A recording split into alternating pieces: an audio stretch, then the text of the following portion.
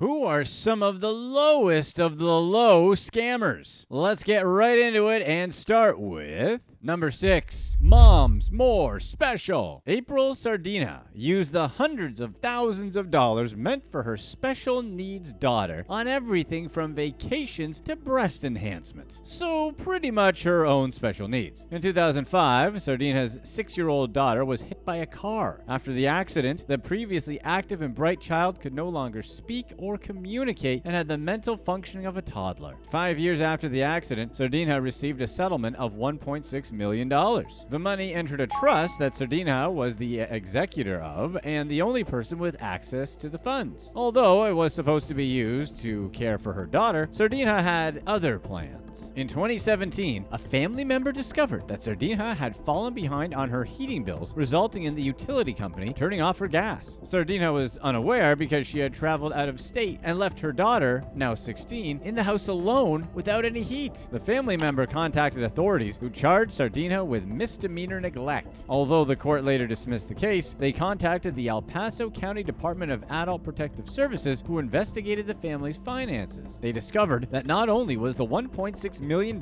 settlement gone, but the account had actually overdrawn by $60. In October 2019, authorities issued an arrest warrant for Sardinha on charges of theft and theft from an at-risk person. During their investigation, they discovered where the money had gone. Sardinha used the trust to buy a wide range of lavish expenses. She spent $99,000 at a Land Rover dealership, $19,200 at a Mercedes dealership, $18,400 at a Cabo San Lucas resort, $5,000 at a liquor store, $1,200 at Victoria's Secret, $940 at Pikes Peak Harley, and $360 on plastic surgery. Sardinha also took money from the trust for bills, like almost $20 grand for Mountain View Electric and $14,000 for DirecTV. In 2018, Sardinha was removed as a trustee from her daughter's trust and moved back to Massachusetts, where she was out on bond. She was also forced to return her Mother of the Year trophy.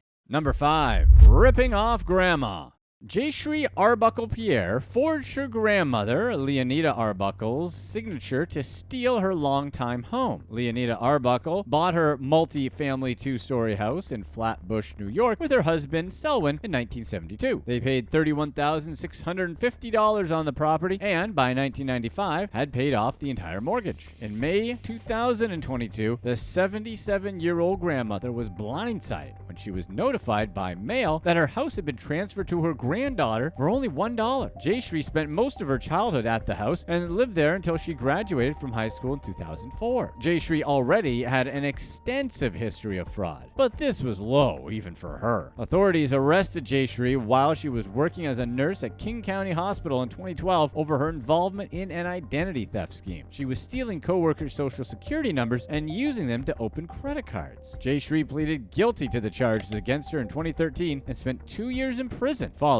by supervised release. Although her grandmother was shocked that Jaishree would steal something as valuable as her home from her, it wasn't the first time Jaishree targeted her grandmother in one of her schemes. Jaishree stole from Leonita in 2014, but Leonita didn't press charges against her granddaughter. Jaishree had violated the terms of her release in 2019 after being caught in a Long Island parking lot with a gun, and the judge sentenced her to 12 months in jail. A few years after being released from jail, she targeted her grandmother again. This time, she forged Leonita's signature on a fake deed and filed it with the city. She then took out a $399,000 mortgage on the property. Leonita, being an amazing grandmother, was unwilling to let Jaishree's transgressions destroy their relationship, claiming there was nothing she could do to go back in time and change what Jaishree did. Although she was fighting to regain ownership of her home, she also made it clear that Jaishree will be her granddaughter until the day she goes. It sounds like Leonita knows what's really important in life. Hopefully Jaishree can pick that up too.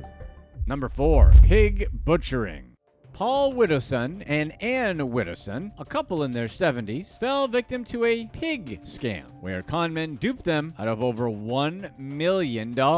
Ann had been treated for 5 years for cervical cancer, and around the time of the scam, had learned her cancer had spread and was untreatable. Doctors gave her only a few months to live. At that time, the couple had seen an online ad that promised huge returns for investors. They once owned a gift shop, but were retired and looking for a safe place to invest their money. At first, there was nothing nothing suspicious about the operation. The couple spoke to people they thought were operating a legitimate investment company, and in 10 weeks had given the company most of their life savings. Paul and Ann thought their money was safe in corporate bonds run by high street banks and building societies in the UK. They believed they could live off interest rates of up to 13% while keeping their investment safe. The scammers sent the Widdowsons fake emails, leading them to believe the transactions were legitimate. The fraudsters reassured the couple that their money was transferred directly into an HSBC account in the UK to be invested on their behalf. They sent the Widdowsons reference numbers and access to a website where they could view their investment. The con artists also sent the couple email statements to show them how their capital was growing. The Widdowsons found out something was wrong when their first promised interest payment didn't arrive. They logged onto the website to see what happened, only to find the entire website was gone. They turned their attention to HSBC, who never stopped the fraudsters' account from being shut down, even though they should have had protocols to recognize fraud. They decided to explore their legal options against the bank. Paul and Ann were victims of what's called a pig butchering scam, a type of fraud where victims are enticed or fattened up by fraudsters who establish rapport with their victims before stripping them of their assets. So no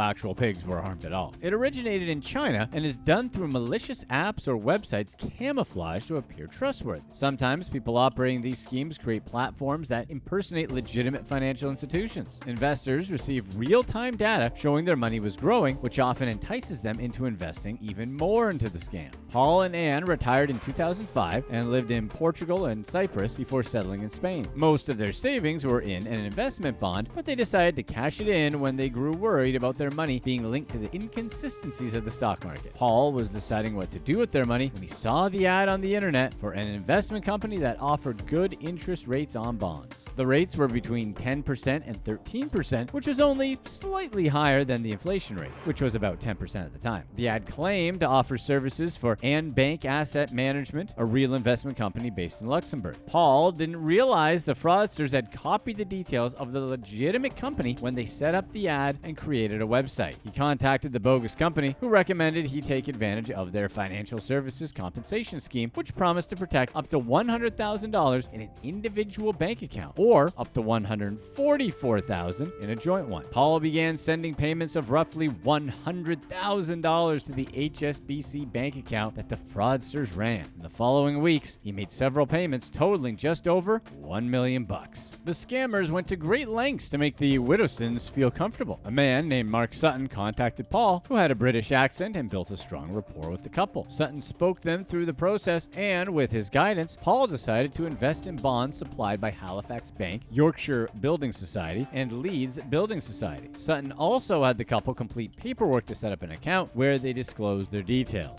Although Paul had communicated with Sutton throughout the process, Sutton suddenly disappeared when the day came for the Widdowsons' first interest payment. Paul tried calling him, but when Sutton didn't reply, Paul realized they had been scammed. It wasn't until after they lost their money that the couple discovered that the UK's Financial Conduct Authority had published a warning over a year before to inform consumers of a clone firm fraud using the legitimate firm's name, Ann Bank Asset Management. The warning even explicitly mentioned Mark Sutton. Ann only had months to live, and the couple had lost almost all their money. Paul knew he would have to return to the UK when she passed away. They reported the scam to Action Fraud and hired Refundee, a claims management company that worked on a no-win, no-fee basis to try to get compensation from HSBC. Refundee had confirmed they had a case against the bank, which they felt should have taken responsibility for allowing fraudsters to set up an account that received suspiciously large payments. The case is ongoing.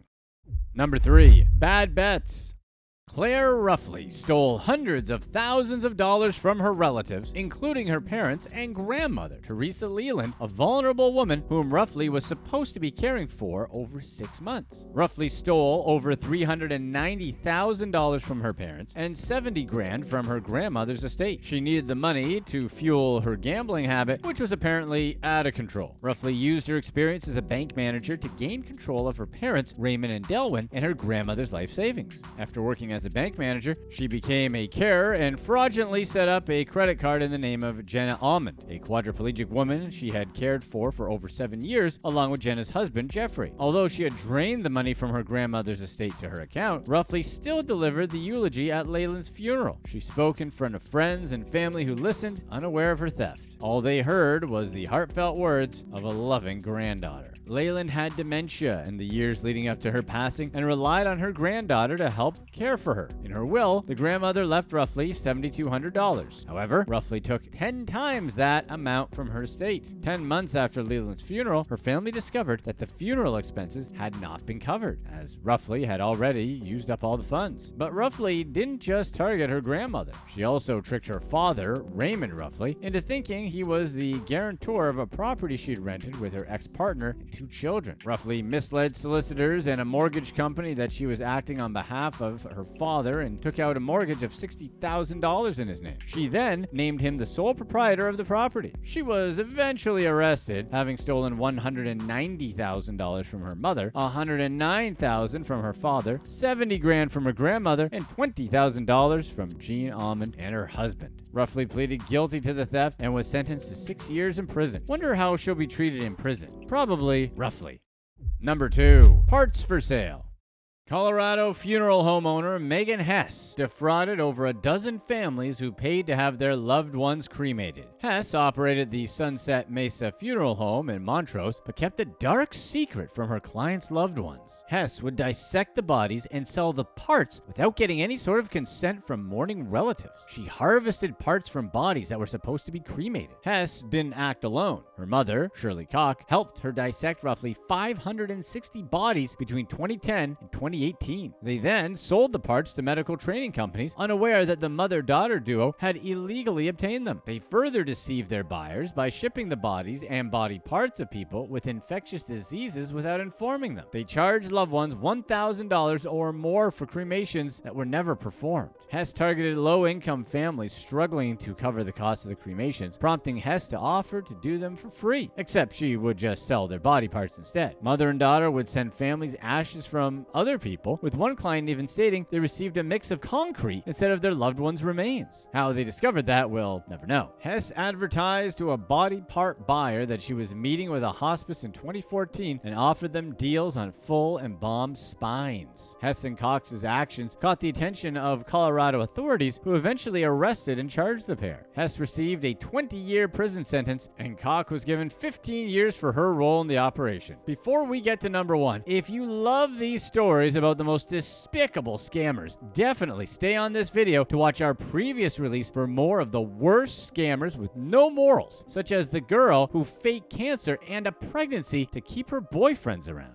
Number 1. Romance scammed. Peaches, Alice STERGOV, met a Holocaust survivor on a dating app where she conned him out of his life savings. She must have thought dealing with Nazis wasn't hard enough on the man. STERGOV went by Alice when she messaged her 87-year-old victim. She stole $2.8 million from the man, and he used it to live her best life. STERGOV bought a $300,000 home in a private community in Florida and purchased several Rolex watches, a boat, 2 cars, and other luxury items. The scheme began in 2017 when STERGOV told the victim she needed money to pay off a lawyer to collect a settlement she was due following a car accident. At first, she asked for $25,000, but soon consistently asked for more money. Although she let her victim believe she needed the cash, she used it to support the extravagant lifestyle. STERGOV lived in a gated community, owned a boat, had many cars, including a Corvette and Suburban. She stopped at stores like Tiffany, Neiman Marcus, Louis Vuitton, Ralph Lauren, and Hermes, traveled, bought gold and silver bars, and expensive jewelry. And this wasn't just a one-time thing. Over the next 5 years, STERGOV received almost monthly checks from the victim in increments of $50,000. She went as far as to impersonate a bank employee and send invoices and create phony email accounts so that she could reassure the victim that he would not be prepaid. The victim only continued to send her money as he feared STERGOV would never pay him back if he didn't. In 2021, the victim told his son about the money he'd given STERGOV, doing so as she promised to pay him back. His son was sure his father had been scammed out of his life savings, and the victim immediately stopped writing checks. However, with all his money gone, the victim lost his apartment. STERGOV was arrested in January 2023. If convicted, faces up to 20 years in prison. If they do end up in prison, the name Peaches probably won't be doing her any favors. What's a worse scam? Making a COVID pesticide and making people feel secure, like what Paul ANDRECOLA did, or Faking cancer with your significant other like Rebecca Gray. Let's get right into it. Number 3, fake cancer. It started as a normal love story. Boy meets girl, boy falls in love with girl, boy notices the girl's mom calls all the time, girl's mom turns out to be her second boyfriend. In the beginning, Sean Fry thought nothing of all the phone calls his then girlfriend Rebecca Gray got from her mother. But as their relationship grew, Rebecca Gray's lies grew too. Ultimately, her web of deceit was too complicated for her to keep secret. The couple met on Tinder, and after a few dates, Rebecca Gray revealed that she had terminal cancer. Even though this was devastating news for Sean, he really liked Rebecca and they continued to date. As their relationship blossomed, Fry began supporting Gray through her cancer treatments, or so he thought. Gray made up elaborate stories about her symptoms, her organs failing, and even a blood transfusion. As Fry notes, he never thought twice as to whether Gray had cancer or not. She told him she had cancer, so why wouldn't he believe her? He could never imagine anybody would lie to him about something so grave. It turns out, Rebecca Gray didn't have cancer. To add insult to injury, when Fry thought Gray was in the hospital, she was actually dating 2 other men. This was one busy single mom.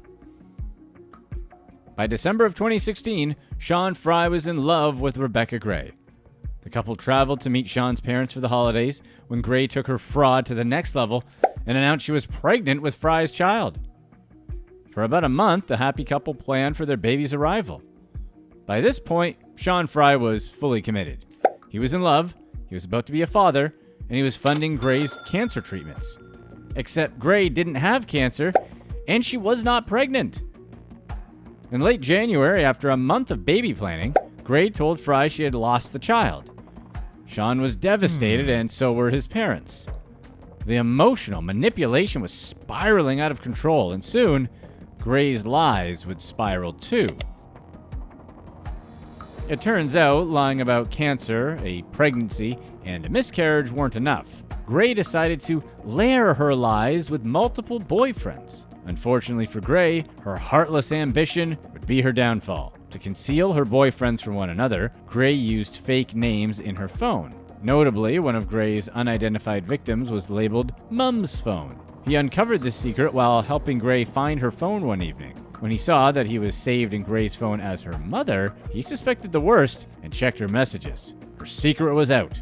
He had uncovered Gray's tangled web of lies. This boyfriend found Sean Fry on Facebook, and they put everything together. Looking back, Fry remembers Gray's mom calling a lot. He now knows it was actually one of her many boyfriends. Love can be so blinding. Fry thought it was impossible for Gray to have any time for another man with all her hospital visits, and that's when the light bulb went off. Rebecca Gray wasn't sick. She didn't have cancer. She wasn't spending lots of time at the hospital. She was with her other lovers. It turns out, when Gray announced her fake miscarriage, she was actually away on a camping trip with another man. Man, that's so cruel. The 2 boyfriends got in touch with Gray's father, who confirmed she'd been lying about her terminal cancer for many years to multiple family members. It seems as though she had been crafting the perfect lie and using it on as many people as she could. Can it get any crazier? Yes, it can! After Sean and the unidentified boyfriend broke up with Rebecca Gray, she upped the ante. Neither Sean nor Gray's other boyfriend tried to get their money back, but Gray was unable to move on from her lies. She called the police and told them that Sean Fry was stalking her. The cops showed up at Sean's home, and when the police arrived, Sean revealed the entire fraud. He shared all of his messages as evidence, and the police immediately knew who was at fault. They eventually charged Rebecca Gray with fraud. Gray finally admitted to her web of lies in court and pleaded guilty to 3 fraud charges, including defrauding her boyfriends out of $11,000. Her relationship with Sean Fry lasted 18 months. 18 months of lies and scamming. Sean had to take an $8,000 loan out from his parents after giving thousands to Gray. Of course, the emotional toll is impossible to quantify. Rebecca Gray will be sentenced later this year. Number 2. Embezzling life. Elizabeth Mulder is a scammer from Orange County, California. She defrauded multiple businesswomen out of more than $1.5 million and spent their money on extravagant luxuries like horse rentals, valuable jewelry, plastic surgery, expensive vacations, and a rental home in Laguna Beach. Mulder used her lies to live an indulgent life in Southern California, and she did it by preying on women who owned their own businesses. Elizabeth Mulder set up a business called Mulder Financial Services. While posing as an accountant who graduated from Pepperdine University, it appears Mulder had only taken a few courses at a community college and was not a CPA. Mulder targeted women with small businesses and young children just like herself. She networked, invited entrepreneurial women to parties, and snuck her way into the lives of these business women. After connecting with her prey, Mulder ingratiated herself as a friend, a mother, and a business partner who would handle her victims' accounting and tax services. In some cases, Mulder convinced her clients to write checks to various entities that would settle debts and cover tax expenses. In reality, Mulder was pocketing these funds and using her victims' money on luxury goods. Mulder spread her fraud all across the OC, from San Juan Capistrano to Laguna Beach, San Clemente, Costa Mesa, Newport Beach, and Irvine. There's a lot of money that lines the streets of these SoCal beach towns, and Elizabeth Mulder knew exactly where to strike. Mulder convinced her clients to make their income tax checks payable to a company called IRS Tax Services. Of course, none of those payments made their way to the U.S. government. Instead, they went to fund the lifestyle of a conniving fraudster, out to target ladies trying to build their businesses. As a result of this fraud, many of the victims will be struggling for years to come. Joanne Kurtz Allers is one of Mulder's victims. Mulder offered to help Kurtz Allers take out an insurance policy for her luxury travel agency, but sent the money for the policy directly to one of her fake businesses. Joanne Kurtz Allers wrote 44 checks to Mulder between 2011 and 2016. Another victim, Lauren Scaccia, co-owner of the Tony and Guy hair salon in Newport Beach, lost $291,000 to Mulder. Scaccia attended Dana Hills High School with Mulder and ran into her at a wedding in Italy. After claiming to be a CPA, Mulder began stealing from Scaccia and ultimately forged 77 checks to defraud her old classmate. Scaccia is still trying to climb out of debt and doesn't see an end in sight. Lauren Almeida is a Pilates instructor who opened a studio in San Clemente, California. After meeting Mulder in an exercise class, Almeida and Mulder became fast friends. They took family vacations together and were extremely close. At one point, Lauren Almeida explains that she looked at Mulder as a sister. But after gaining Lauren Almeida's trust, Mulder ultimately stole $202,000 from Almeida using false identities. In the end, it was Mulder's own husband who outed her to clients and the authorities. After he discovered the fraud, he personally contacted the defrauded clients and the authorities. The FBI, IRS, and Laguna Beach Police Department teamed up to investigate Mulder and eventually bring charges against her. She pled guilty to wire fraud and defrauding the IRS of the misappropriated funds. Mulder was sentenced to 63 months in a federal prison and must pay $1,538,781 back to her victims at the IRS. It seems that she got off pretty easy, knowing that the maximum fine could have placed her behind bars for 23 years. It seems as though Mulder was defrauding her victims as far back as 2009. But only Mulder will really know the extent of her fraud, turned in by her own husband. That has gotta hurt. Maybe as much as the $1.5 million that she stole from innocent moms, friends, and entrepreneurs. Number 1. COVID pesticides. Paul ANDRECOLA is a chemist from New Jersey. He sold $2.7 million in fake COVID-fighting pesticides to government organizations throughout the COVID-19 pandemic. The United States Marshal Service fell for ANDRECOLA's false claims that his product had been approved by the EPA to kill COVID-19. Along with the U.S. Marshals, ANDRECOLA also managed to sell his fake COVID pesticides to Moody Air Force Base, the National Forest Service, a New York-based janitorial supply company, a Virginia Fire Department, a Georgia medical clinic, a Wisconsin school district, a Delaware police department, and the U.S. Department of Veterans Affairs. Paul ANDRECOLA named his product G-Clean and sold his fraudulent materials from March 2020 until May 2021. As of June 2022, ANDRECOLA's case was the largest pandemic fraud conviction for illegal pesticides in the country. As a chemist, Paul ANDRECOLA was in a unique position to take advantage of various organizations and customers who looked to him as an expert in the field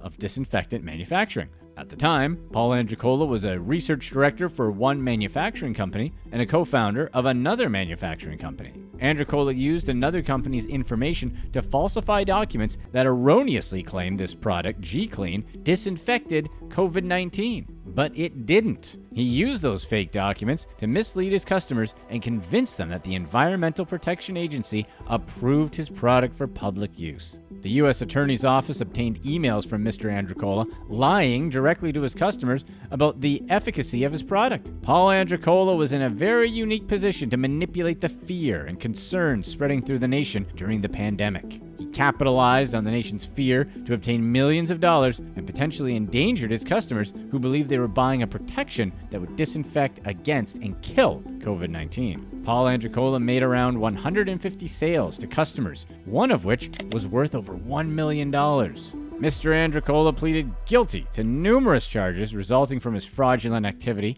including the illegal sale of an unregistered pesticide, wire fraud, and false claims against the United States government. These charges carry a range of maximum jail sentences between 1 and 20 years. ANDRECOLA will also pay $2.7 million in restitution for all the funds he swindled. Seems like the crime wasn't worth the time. The U.S. government is still currently pursuing COVID-19 scammers nationwide. COVID scammers were able to profit by stealing pandemic relief funds, selling fake vaccine cards, and manufacturing falsified test results, just to name a few. President Biden and the Justice Department named Kevin Chambers to lead the charge against COVID fraudsters. It is believed that scammers have stolen or attempted to steal up to $8 billion worth of government pandemic resources. That's a lot of COVID cheddar. While ANDRECOLA stands to serve many years in prison for his crimes, this scammer will be sentenced on October 11, 2022. Click to watch one of these next videos. Let us know in the comments section what you think is worse, scamming your own mom or scamming your own kid.